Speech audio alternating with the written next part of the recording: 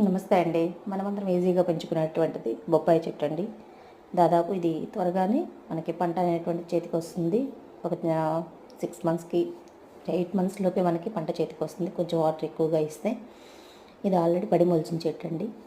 నాకు 3 years back ఒక చెట్టు ఉండేది. నేను అది కొని తెచ్చి నాటాను. అది పడిపోవడం వలన ఒక పండుకాయ నుంచి ఇవి విత్తనాలు మొలిచి ఈ చెట్టు ఇవాళ ఇంత పెద్దదైందండి. దాదాపు ఒక 50 కాయల పైనే ఉన్నాయన్నమాట. చూడండి, నేను ఆల్రెడీ కింద ఓవెల్ షేప్లో ఉన్న కాయలను కోసాను. ఇవి రౌండ్గా ఉన్నాయి కొన్ని. ఈ పచ్చి కాయలతోటి మనము కూర కూడా చేసుకోవచ్చండి. ఆల్రెడీ అది రెండో చెట్టు పక్కన కనిపిస్తుంది కదండి, అది రెండో చెట్టు. దానికి ఇంకా ఇప్పుడే పూత స్టార్ట్ అవుతుంది.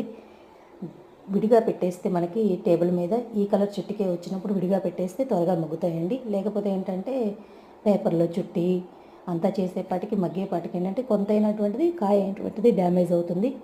కాబట్టి ఇలా చెట్టుకి మగ్గినప్పుడే మనం తీసి పక్కన పెడితే అది మనకి పండటానికి ఈజీగా ఉంటుందండి. దాదాపు ఒక 50 కాయల పైన వచ్చాయండి. హ్యాపీగా అనిపించింది. Thank you.